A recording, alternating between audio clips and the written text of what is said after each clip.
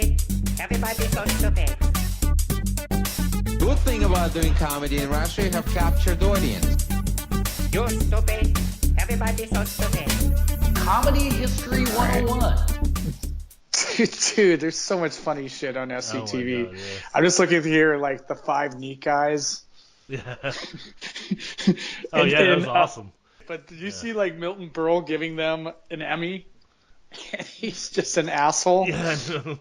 Count us in, dude. Okay, 3, 2. Hey everyone, welcome to another episode of Comedy History 101. where we bring you the history of comedy. I am Harmon Leon, and with me is... I am Scott Kalanico. How are you doing, Harmon? Yeah, I'm fine, Scott. How are you? Thank you for fine. asking. You're Thank you for welcome. asking. You're We could have welcome. just launched right into the podcast without any, cordial greetings, but you took time to ask how I was, and I am fine. How are you, Scott? Yeah, I'm fine, Harmon. Thank you. The thing is, politeness doesn't cost. Manners doesn't cost anything.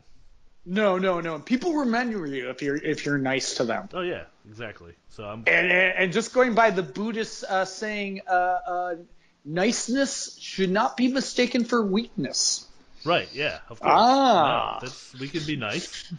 Thank you. That was a very. But should we use the converse? Weakness should not be mistaken for niceness.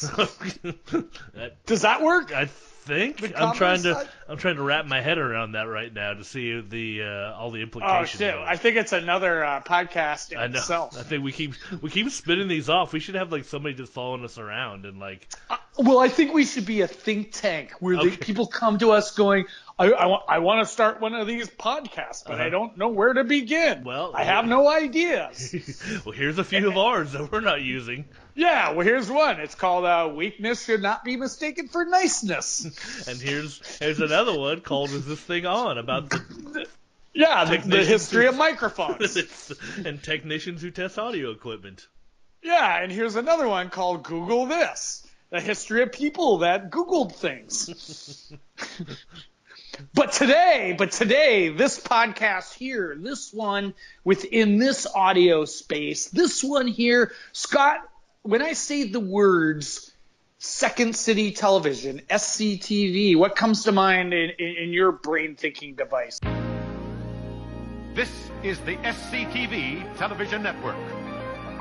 Oh well, first of all, is a mortal line uttered by Johnny LaRue. His crane shot.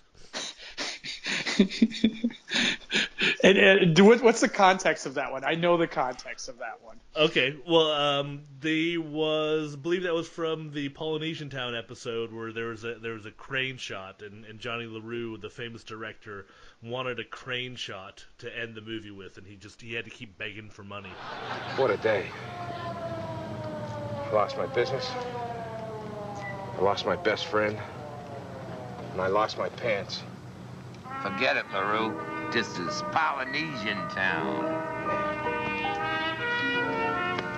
First, we should tell people what SCTV is, in Right, case okay. they don't know, SCTV was it was a Canadian television sketch show that began in 1976 and ran to 1984. This is SCTV Channel 109 in Mellonville, Cable 6. And it was started by the Toronto troupe of Second City. And the premise of the show was it was a television station in the fictional town of Mellonville. Mellonville, yes. Yeah. So and the television station was run by the greedy Guy Caballero.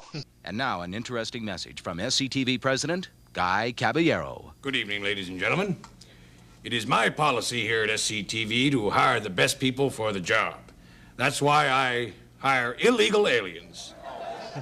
He was kind of, how would you describe him? He was kind of like a Godfather figure, and then that played off later on. Who was in a wheelchair, which was largely just due to he wanted to get sympathy from his business deal because some shows where he's dancing around. And the original cast of SCTV consisted of starring John Candy, Joe Flaherty, Eugene Levy, Andrea Martin, Catherine O'Hara, Harold Ramis, and Dave Thomas as the Beaver. Yeah, we'll see people will still pop up now again. I believe people might be familiar with Mr. Martin Short, who appearing on Broadway and movies and whatnot. But they're all still around and doing well, except for John Candy, obviously. But they're all still keeping active and out there. Yeah. So it was pretty much, as you know, it's a pretty iconic sketch show. So and what differentiated it from other sketch shows was it all kind of lived in this the world of this TV station in Melville. So not only would you have the sketches, which were largely kind of like a vehicle to parody movies and TV of the time, because it was like they're trying to emulate an average broadcasting day on SCTV in Melonville. Yeah. So you would have not only the shows, but you would also have behind the scenes of the shows and the interplay between the characters and the station manager and all that. And for that, it was very, kind of the first show of its kind to do that. Yeah, I mean, I was reading something that I'd never liked. So part of the reasoning, Guy Caballero's reasoning, was that he was too cheap to buy just a normal network. This is his logic. The normal network would just buy repeats and show them, but he was too cheap, so he would just hire all these people to do all these knockoff shows. So that's why you had this revolving cast of characters coming on and doing all these different shows that would appear and reappear and just work with the lowest production values they could. Yeah. And essentially, in real life, they were working with the lowest production value they could possible. Yeah. Did you know? So for the total budget of the first 7 episodes of SCTV was $35,000, which is works out to what? That's $5,000 a show.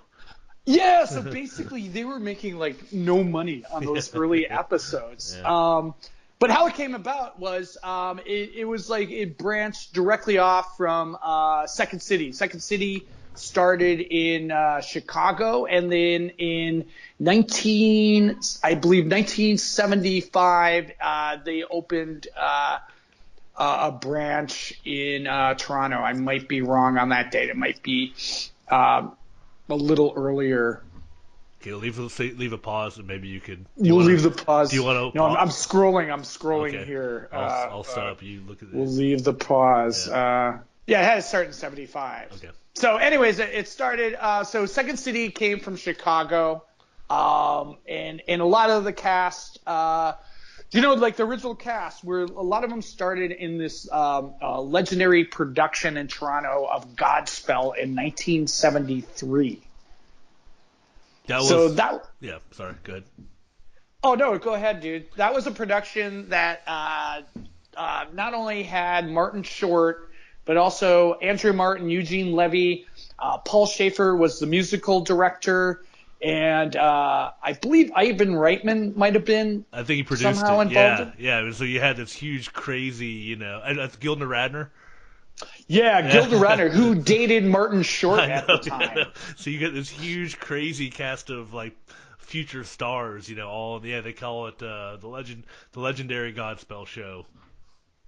Yeah, it was crazy. So originally Eugene Levy in the Godspell show auditioned for the role of Jesus, but according to the director, he looked too Jewish, and which was. I don't know. Is that a bad thing? Because Jesus was Jewish. It was kind of, yeah. Yeah, or the producers, they thought he was too hairy. And he felt that so much hair would scare kids during the matinees. Oh my God. Okay, yeah. And even before Godspell, to have another SCTV sort of link was Eugene Levy is from Hamilton, a town called Hamilton in Canada. Is that Ontario? I don't know. Leave a comment below if we're wrong on that. But he went to McMaster's University in Hamilton. And not only did he go to McMaster's, but also Martin Short and Dave Thomas. And here's another weird twist: is that Martin Short dated Eugene Levy's sister. Yeah, that's. I was just saying Martin Short got around. And Yeah. So Ivan Reitman also went to McMaster's University in Hamilton, and that's how Eugene Levy got his start. Was he became friends with Ivan Reitman, and they didn't really have like a theater department or a film department, but they had a group called the McMaster's Film Board. And they would just start making movie shorts. And Ivan Reitman moved to Toronto to make his first movie, which was called Foxy Lady. And Levy was kind of just sort of he was like an engineer major. And then I think he was just sort of doing crappy in school because he was more interested in theater. And he just said, can I come work on your movie to Ivan Reitman? And he said, oh, the only job I have is like coffee boy. Which was actually not a role, but an actual coffee boy for like $60 a week. He said, I can't pay you that little.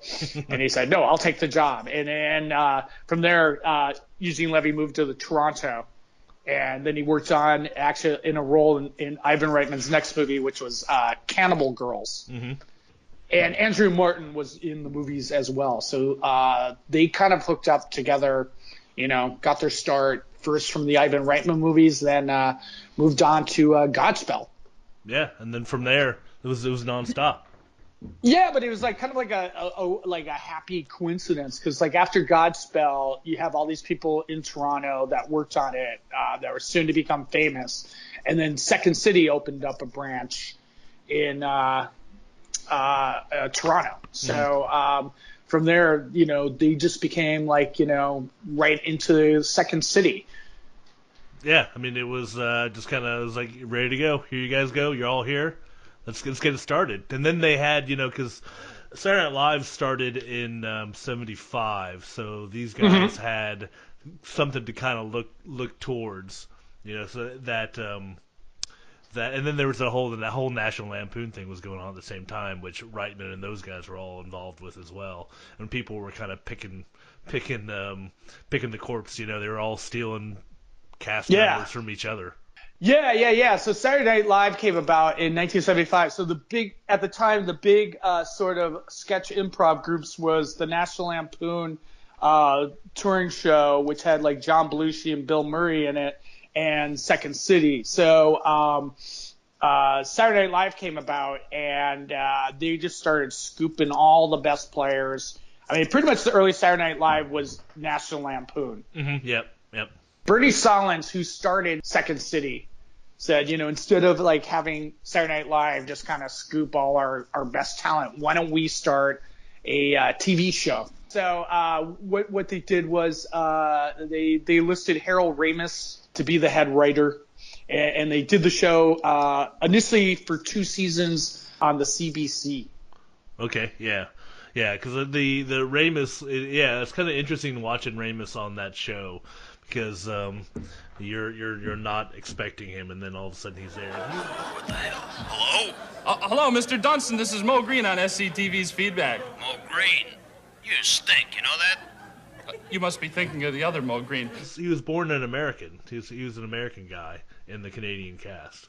Well, that's a misnomer because they were kind of mixed Americans and Canadians. Oh, okay, all right. Yeah. So Andrea Martin is actually from Portland, Maine. Really? Oh, okay. Yeah.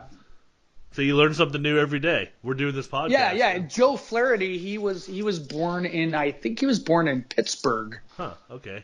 Well, they can be. Yeah, but the whole deal is like they came over from the original Second City in Chicago, and then they opened this new branch of Second City in Toronto, Right. And Kathleen O'Hara actually started as a waitress at Second City. Oh yeah. And so just when she was 20. To go back to your Bernie Solins. So Bernie Solins was actually one of the founders of Second City Improv Troupe in Chicago. And then then he went on to do the founding the Toronto one in '73. Yeah, exactly. So, and here's another twist: is Catherine O'Hara's brother dated Gilda Radner. Oh, okay. Yeah, so it's all kind of incestuous. Yeah, we need like a flow chart or something to keep up with all this. Yeah, so Harold Ramis served as the original head writer for the first couple of seasons of SCTV, and they filmed 16 shows in 7 weeks. Oh, yeah. Yeah, and so could I bring up here? I just wanted to mention this is I don't know why this is burned into my brain. I ran into Harold Ramis at the Austin Film Festival, and I got to shake his hand and tell him this. But my favorite Harold Ramis bit, the one I remember, was when he played he was playing a Swedish policeman called Clog. Klagg. And he would catch people by throwing his shoes at them. You know, his wooden shoes, his clogs. Oh, so he's like an odd job, but with instead of like a deadly weapon hat, he had deadly clogs. Yeah, he threw the clogs at him to catch up criminals. Oh man, that's funny. Yeah, so I got to see him. I saw him at Austin Film Festival, and I just wanted to say I wanted to shake the hand of the man who was Clog. And what did he say about that? He kind of laughed. He said, "Thank you." And Harold Ramis actually called SCTV. He referred to it as the poor cousin to Saturday Night Live. Aww. No, it's true. So Saturday Night Live, as you know, it's a live show filmed in front of a live studio audience. And Second City was they had no audience, so it was like, as Eugene Levy described it, it was like an editing show. So they weren't playing the characters for an audience.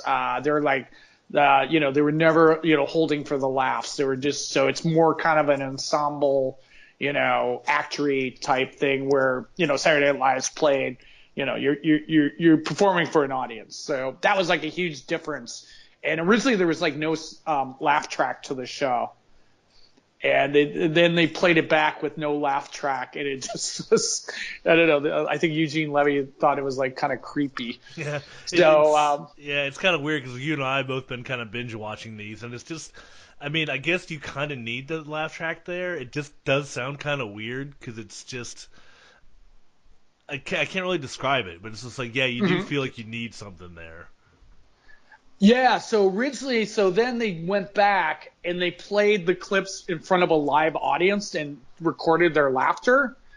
But then it was like all the timing was off because they'd be laughing over, laugh lines and setups and things like that. So eventually they just went for like a straight up sort of laugh track with the show. Yeah. So it's just. You hate to sometimes I know people try to fight it, but then it's just like, it's something that sometimes you just need it there for some reason.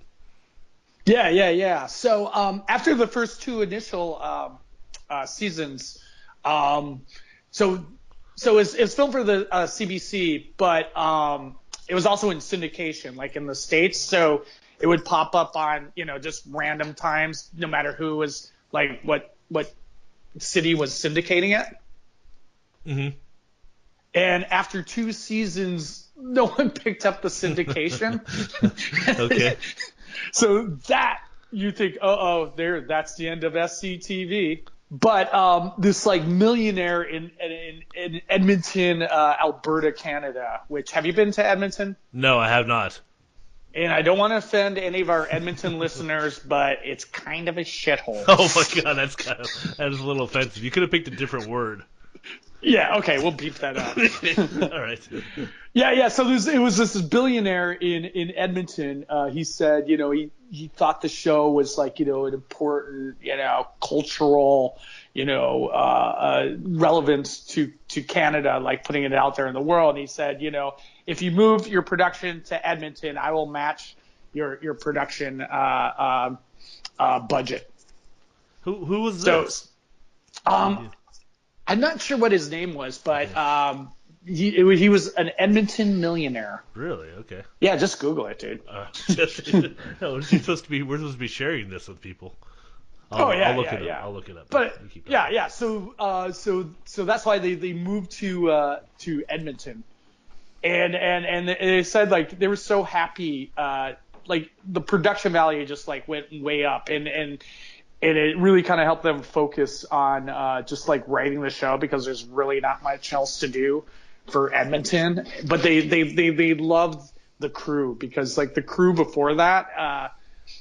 In Edmonton, like they were used to like filming like carpet commercials and, industrial videos. For those of you who want to know a little bit more about the Edmonton SCTV shooting locations, somebody has made a helpful Google map. So with all the location episodes on here for like Polynesian Town and Play It Again Bob and some of the cool. Yeah, so some of the at the Jerry Todd Show, I believe probably the I love the Jerry Todd Show. The famous golf course. Yeah, so those you can find those if you just do Google Edmonton SCTV shooting locations. Or better yet, we will post it on our website. Click save. Okay. And how is it rtcksave.com? Yeah, we'll post it. We'll post it in the blog post. All right, there you go. Thank you. All right, good enough. All right. But yeah. So they thought like the best episodes were the ones they filmed in Edmonton. And then on the after the third season, that's when Rick Moranis came in. Okay, all right. Yes. And Rick Moranis was the only one who came in from the world of stand-up. Oh, really? Yeah. So have we heard any? Can you drop a clip of his stand-up in here?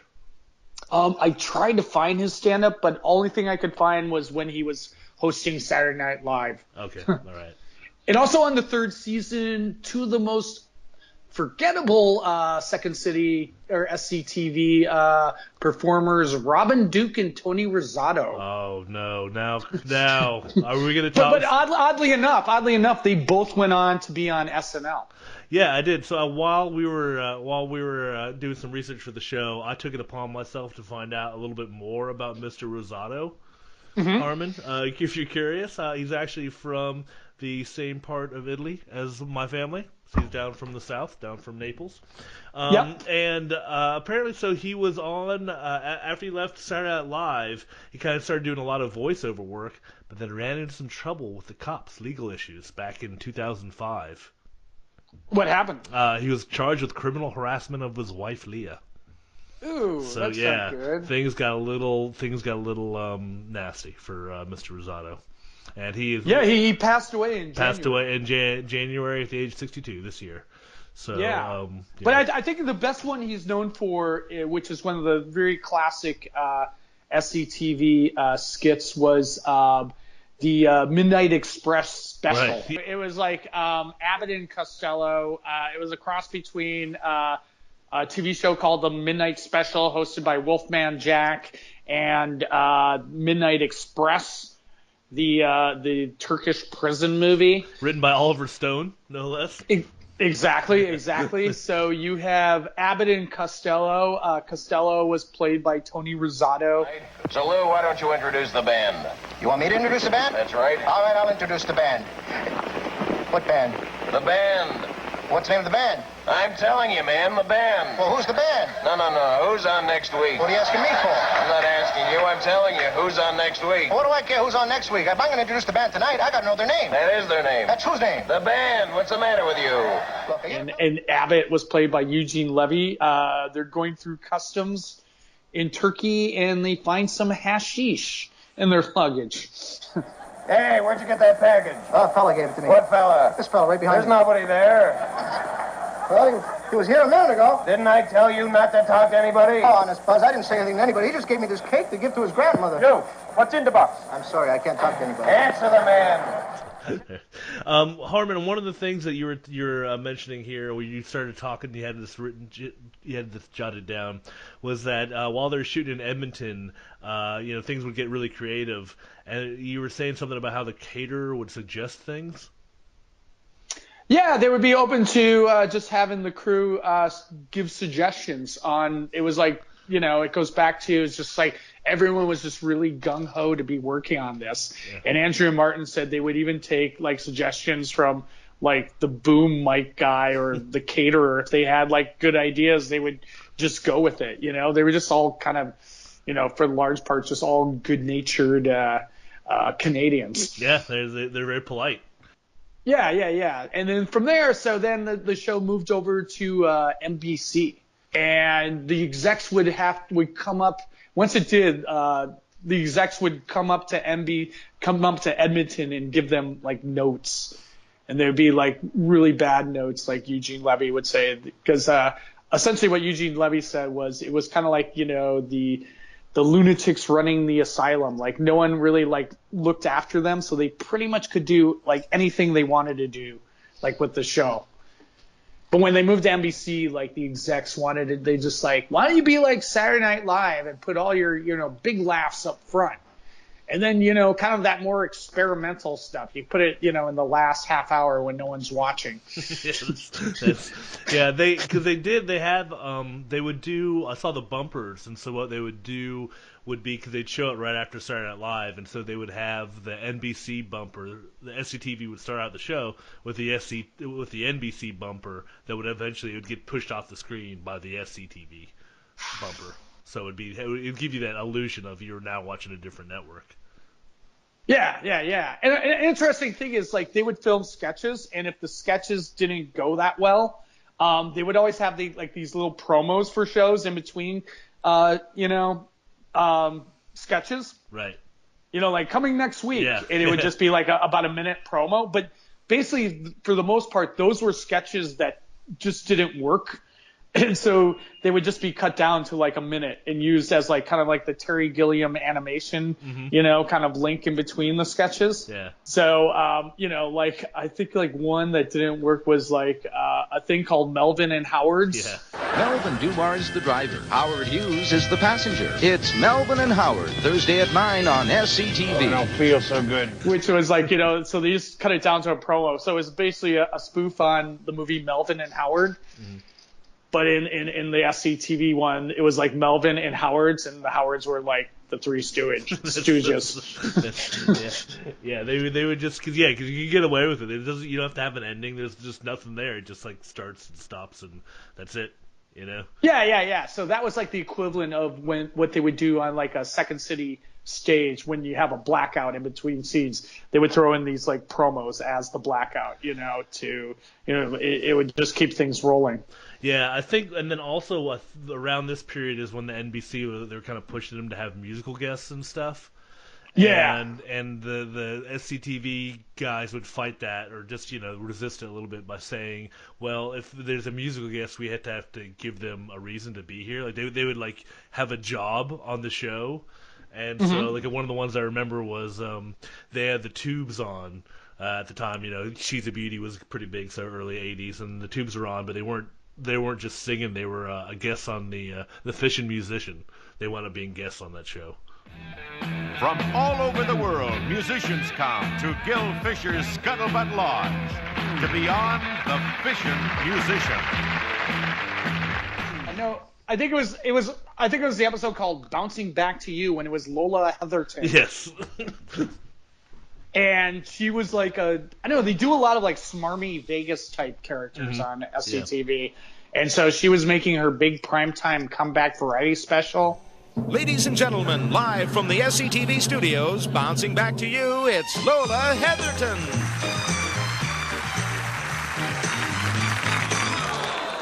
Like Guy Cabarrot like says, yank her off, get her off there. And then so they pull her off stage, and she was quickly replaced by the Tubes. Yeah, there you go. There you go. There's our musical guest. Yeah, so when we talk about like some of our favorite bits, that's always fun. Yeah, okay, no. Well, of course, that's kind of the thing, dude. We're riffing. We're all riffing here, yeah. Well, of course, you know, I gotta go. Of course, one of my picks would be the Bob and Doug. Okay, good day. Welcome to Great White North. I'm Bob McKenzie. This is my brother Doug. How's it going, eh? And whoa, did you hear about what? Well, you can tell. Okay, you hear about the guy who was opening a beer, eh, and went to drink, and then did the stupid thing of looking in the bottle, and whoa, there's a mouse in his bottle, eh? Real mouse. Well, I guess it was dead, right? Drowned from Yeah. beer. And drunk, too. Drowned Like happy, it died too. It had a smile on its face, eh? Bob and Doug saw the movie in the theater. I still think they're Strange funny. Brew. Strange Brew. I think if you still go back and you watch these, they're still funny because they actually, you come off where you can actually believe they're real life brothers. I think that's kind of the thing. 'Cause if you watch them, they do seem like it's that kind of play off each other. And then I think what's interesting to me in the tradition of the comedy duo, the straight man and whatnot, like even when you have kind of like these couple dim-witted guys, there's always one who's like kind of the smart guy. Yeah. You know, like in this case, smarter Bob, dimwit. he's kind of like the smarter dimwit. It's kind of like, you know, even in Cheech and Chong, you still got, you know, Cheech is kind of the smart guy. You know, there's always, they keep it up that tradition of the one smart guy. And Bob and Doug, and I think it's still funny. I think it still holds up because it's just that kind of juvenile humor. Explain the premise if like people haven't seen it. Well, the premise is that these two guys, Bob and Doug McKenzie, have their own TV show. It's kind of like I guess you could see where it's almost like a Wayne's World. That's exactly what I was going to say. I just watched like a new one. And it's like this is kind of Wayne's World. Yeah, it's exactly what I was going to say. So our topic today is how to stuff a mouse into a beer bottle without breaking its bones. Right.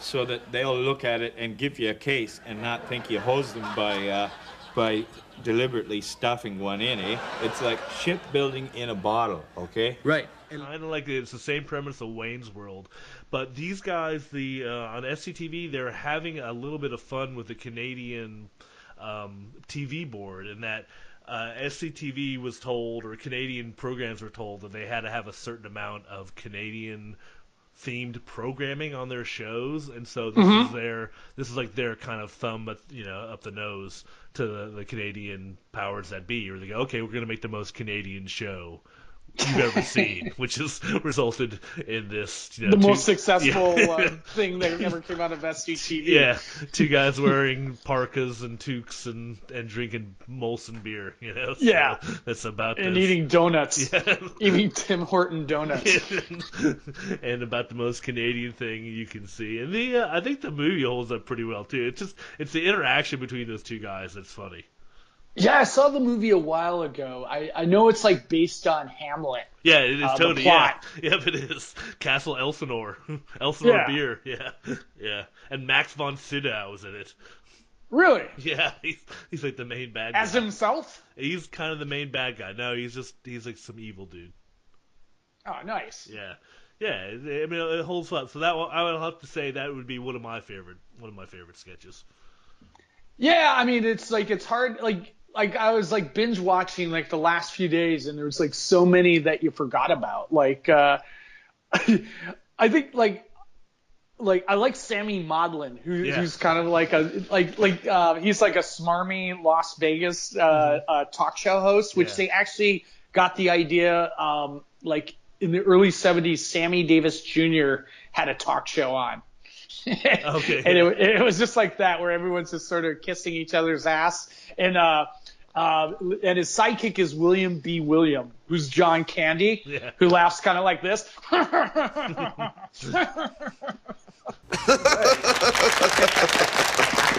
And they always have Bobby Bittman on, who's Bittman. Like this. How are ya? Bittman is back on the Sammy Maudlin Show. Yeah, and I mean, that's Eugene Levy, and then they had it was Mel's Rock Pile, which was like their version of the speaking of Eugene Levy, that was Eugene Levy as the host, and it was kind of like a midnight special kind of TV rock show that were popular back in the 70s, but he was just like a really, really horrible host, and it was Mel's Rock Pile. Hello again, and welcome to Mel's Rock Pile. I'm Rockin' Mel Slurp, and we're going to have a lot of fun on the Rock Pile this week. We're going to be doing a little music and doing a little talking to some of the kids on the dance floor here. So do you see the Bobby Bittman episode where he brings out his brother Skip? A little bit. Tell me more about it, Harmon. Skip's an aspiring stand-up comedian, and he's just like, hey, I'm ladies and gentlemen, please welcome the President of the United States, John Wayne. Now listen, and listen good.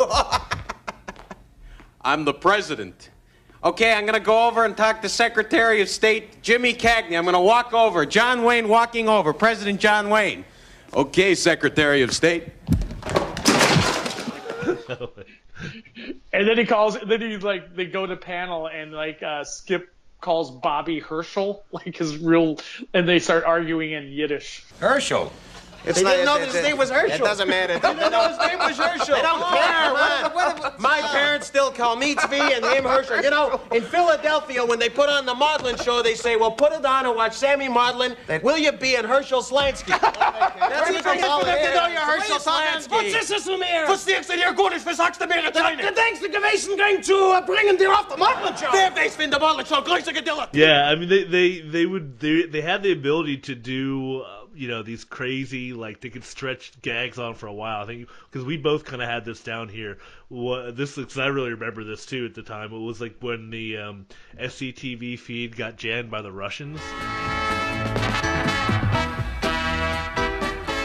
Good day, people. Today is Moscow. I am Valery Kometsky. And I am Ivan Mihailov. Show today is crowded, so we must move quick. First, we say welcome to new viewers in Mellonville and Tri-City area. So they started showing all these programs. It was just bad Russian, but it was just this horrible Russian game shows. And then we have both written down here in our notes what fits into Russia. Yeah. Which was just Dave Thomas standing in front of a big map of Russia, putting on a bad Russian accent and slapping countries onto the map, going, "Look how they disappear in the vastness of the Ukraine." Hello, people. Welcome to What Fits into Russia. Yesterday, the last country we put in place was Angola. And look, with these other countries, not even half filling Mother Russia because of its enormous size. And look at rest of world. He's almost gone. But I love it when they go to there's a TV show and they go, oh, let's show them the new mini cams. And then that was one where it was Yorgi and the tractor, where John Candy had a talking tractor. Oh yeah. And John Candy also played the Happy Kozak. Yeah, that was. Oh, was that Yorgi? Yeah, it was Yorgi. He had the talking tractor. Hey, Yorgi. He's coming to your town, hey, Yorgi. He never wears a frown, hey, Yorgi. He's as happy as can be, 'cause all of Russia is Yorgi's family. Hey, Yorgi! Yeah. But I think my favorite, I don't know, there's so many favorites, but is Count Floyd.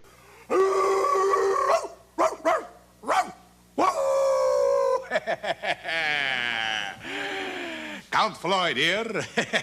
Saturday night, kids. Time for another monster chiller horror theater. Count Floyd's good, and I think what made because the Count Floyd character, Joe Flaherty is such a I think he was so underrated on that show. Oh yeah, or maybe not, or just rated to be at the right amount.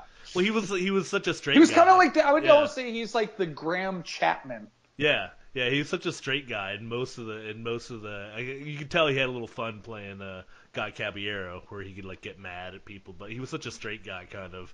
And the Count Floyd, I think what made the Count Floyds even better. I mean, yeah, obviously the character Count Floyd was pretty funny, but then they would just use that as an excuse that link all these bad movies to it. Then they would have the probably the most classic one would be The Whispers of the Wolf, where he thinks he's going to show this movie about a werewolf, and the movie's called Whispers of the Wolf, and it turns out to be this Ingmar Bergman Swedish film. Oh, it takes place in some place in Europe somewhere. Count Floyd hasn't seen the movie, so I'll be watching it along with you, so stay tuned now. You're gonna be scared right out of your pants, or dresses, or whatever you wear. Let's take a look at the film. Yeah, it's just really one of the most depressing things you could ever see, and they would just keep showing clips of it, and they would do the typical movie thing where they'd come back to Count Floyd, and he would try to make it sound scary. Oh, wasn't that scary? Oh, I got scared, kids. Oh, all right, that wasn't scary. The movie wasn't scary. Ingmar Bergman. Who booked Bergman? Who booked that film? Prickly. Mrs. Prickly did, huh? Great. Woo! And he should he set it up with, I know we've been getting a lot of letters from the kids saying the show just isn't scary. The wolf, whispers of the wolf. Ooh! And then he'd get mad at people off screen. That was always good. So Joe Flaherty was really good at getting mad at people. Yeah, so basically they were just parodying Ingmar Bergman's personas. Right, yeah, totally. And it was and they're even like talking like fake Swedish and they had subtitles on it and everything. Yeah. But then there's the whole series of the 3D movies. Mm-hmm. Yeah. Like Dr. Tong. And the Midnight Cowboy in 3D was always my favorite. Oh, yeah. I mean, they had the whole series, like Dr. Tong's 3D House of Pancakes. Right, yeah, 3D House of Stewardesses, I think, was one. Yeah, 3D House of Stewardesses. Yeah. So it's always like John Candy, like, putting something right to the camera in 3D with that music. Yeah. Woo!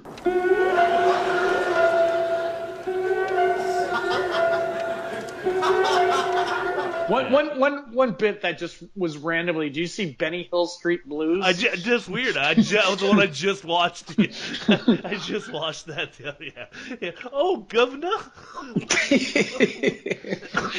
And then he would just do that look at the camera and just go. The Benny Hill Street Blues, award-winning scenarios, unforgettable characterizations. So be sure to watch the show, of which critic Rhoda Barrett said, "I nearly laughed me bleeding rump off." I mean, I think that's like their legacy. Is like they were so spot on with their parodies in satire. Oh yeah. I mean, it was just like, I mean, who else would do a Bergman takeoff? I mean. Oh, and then they could do like everything from like The Godfather. Do you see The Godfather? Guy Cabaret's The Godfather, No. And then Floyd the Barber from the Andy Griffith Show. It's like he's like, don't worry, we'll break Opie's arms. Like Opie came in for a haircut and didn't pay for it. It's like, oh, we'll break Opie's arms. It's like, oh no, I think you don't have to do that. I think what because even though he Rick Moranis coming in at the end, but still the thing we both mentioned also the Gary Todd. The Jerry Todd. Jerry Todd weather. Dude, how would you even explain him? He was like he called himself a video DJ. Disc jockey. Yeah. And so it would just be this guy sitting in front of a master control unit just doing like the most cheesiest video switching you could ever think of. Yeah, I like that. Some beautiful video from Tom Monroe from his latest disc entitled Tom Monroe on a New Wavelength. And that's a pretty thing called Turning Japanese.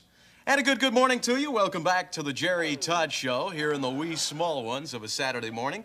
We've got some fine video for you this morning, as well as another incredible contest cash call, and a lot more.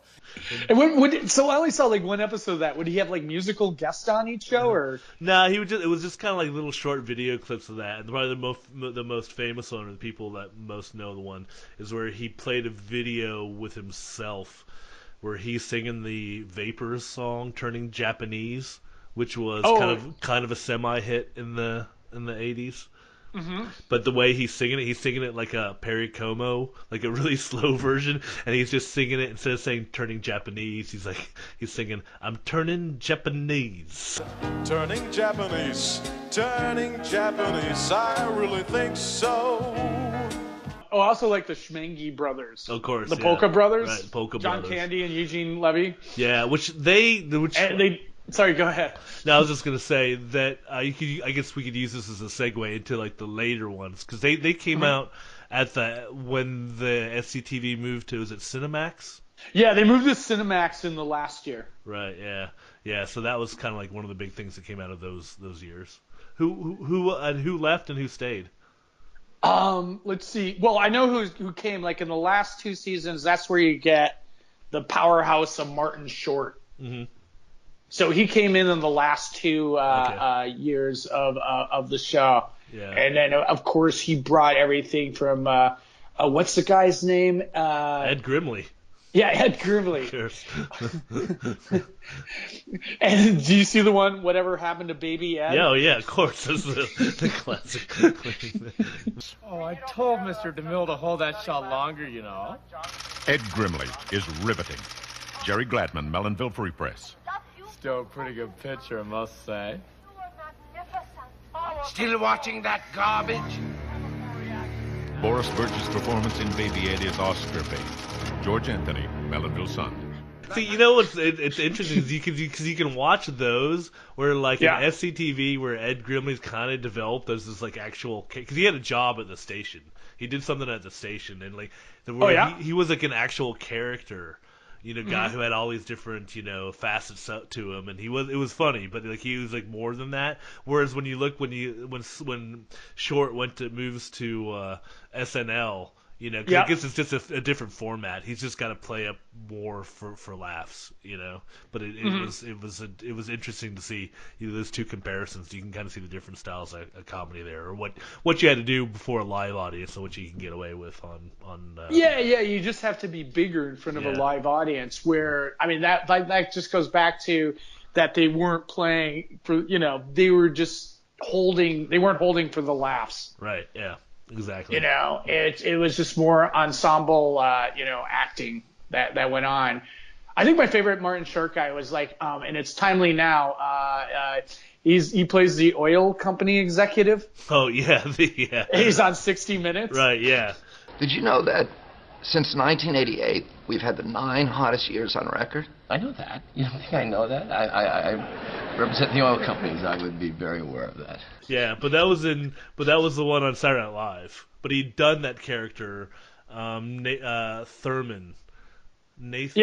Yeah, he'd done that character on SCTV. Yeah. So he essentially brought like all his big characters over to Saturday Night Live, like. Mm-hmm. So anyways, in 1982, they won the Emmy for Outstanding Writing in a Variety Program. Okay, excellent. And for a sketch called Moral Majority. Do you ever see that sketch? I think it's like Merv Griffin is in The Sheriff of Mayberry, maybe. Okay. And then I think all these right-wing conservative groups were about to pull like the advertising on SCTV. So it had like sort of a political edge to it. Okay, yeah. But the funny part is when they got their Emmy, they were introduced by Milton Berle. Oh, yeah. Who was just kind of rolling their eyes at them. And Joe Flaherty was making, giving the acceptance speech, and he was like, and Milton Berle was heckling him. And Joe Flaherty turns to him and goes, Uncle Milty, go back to sleep. Oh, my God. Which started a feud between them. Oh, man. Okay. I can't believe that we got something up here bigger than the cast of Hill Street Blues. Which we've done on our show. All right. I'd like to thank. Sorry, Uncle Milty. Go to sleep. Okay. Oh, by the way, it was like really weird. Like during like the series, like they would also have like special guests, like do sketches with them. So there's actually one episode where Bill Murray did a sketch with them. Mm-hmm. Yeah, I remember that one. Who else was on there? Yeah. So Bill Murray plays Joe DiMaggio. It's like Joe DiMaggio opens a restaurant on San Francisco's Wharf, where if a customer can strike him out, they get a free meal. So he's standing in his restaurant with this huge baseball bat. So they have like old ladies come up and like try to strike him out, and he just always just like slams the ball into their face. All right, you lose. Make sure she pays, Tom. Who's next, Brenny? I am Joe. You may have a free meal coming, lady. I feel like I pulled a muscle on my shoulder. All right, you lose. Make sure she pays, Dom. She has the scampi. The what, Joe? Scampi! Scampi! Okay, who's next? And Robin Williams was on a few episodes as well. Yeah, all right, good for him. Yeah. So anyways, I guess to wrap up, what do you think Second City's place in history is? Am I rating them on 1 to 10 or? No, just his. What do you think Second City's outstanding influence on history is? I think they just kind of like the parody type things that they were doing was always really big, and the way they created that world. Like I think we mentioned this in our earlier episode, available on rtcksave.com, on the Rutland Weekend Television one, where I think I mentioned this back then. I remember I just think because I thought Sctv did a way better job of actually creating that world of this is a world of the small town TV station. Yeah. But yeah, so I think it's like influences when, I guess you can look at like some of the movies that the SCTV people went into, or TV projects that they went into as well, that had that flavor, such as, the Best of Show and Mighty Wind movies, which all were kind of like parodies of, a certain niche or subculture. Like Mighty Wind was a parody of the folk music culture, and Best of Show was, a parody of, dog shows. Mm-hmm. And, they had like Eugene Levy and Catherine O'Hara in those movies.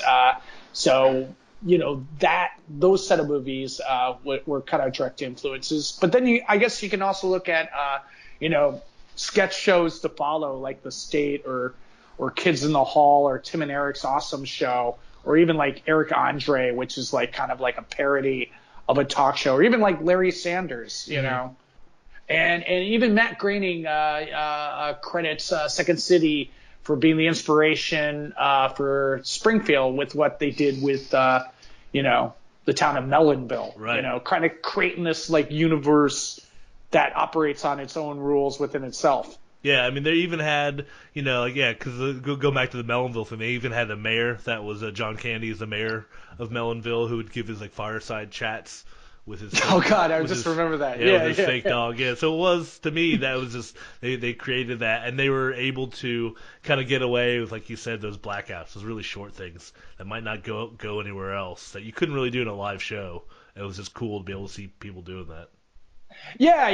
I mean, I think it's like the shows that have that continuous, that are essentially sketch shows, but have that like continuous flow and thread that weaves through the whole show and the behind the scenes. Second City was like, the first to do that, to create that like universe within it. Plus, it's just like really fucking funny. Yeah, I mean, it's still funny. It's not really dated. I was just like binge watching, the last couple of days, and it's just like, it's just good laughs. Yeah, I watched even their first episode. When we were both doing research, I watched some of the first season from 1976, and they had that their Jeopardy parody where it was Halfwits. Did you see? Oh, Halfwits is amazing. Which is basically more or less, it's kind of the Celebrity Jeopardy thing that Saturday Night Live's doing. 3 articles of clothing found in a bedroom. Lawrence Orbach. Chest of drawers, Alex. Listen to the question, people. I'm looking for articles of clothing. That answer was incorrect. Blanche Ray. A parka? Complete with the pissed off Alex Trebek. You're like, seriously? Yeah. Oh, if somebody could sue, it's basically go back and watch one of them. Yeah. Drop a clip in there, man. It's just like, whoa. It is who reads. It's about books. It's not whore ads. But Halfwits is so funny. I think that's one of my favorite sketches. Yeah. It's like Eugene Levy's playing Alex Trebek, and it's like, okay, we're back again. It's for the 6th week, and all the contestants are at a tie, still at 0. Yeah. But it's so funny. Like Alex Trebek, or Eugene Levy as Alex Trebek, he hasn't like said more than 3 words of the question, and Catherine O'Hara would buzz in. But Dewey Decimal System? Yeah, no, that's what I watched. Yeah, but I can't believe you even watched the Saturday Night Live. Yeah, because you watched one of the Saturday Night Live ones, and you're like, oh, interesting. Yeah, dude, you steal from one source, plagiarism. You steal from many, originality. Yeah. But they weren't doing a Sean Spicer on SCTV. No, they weren't. No, that's their big thing. Yeah.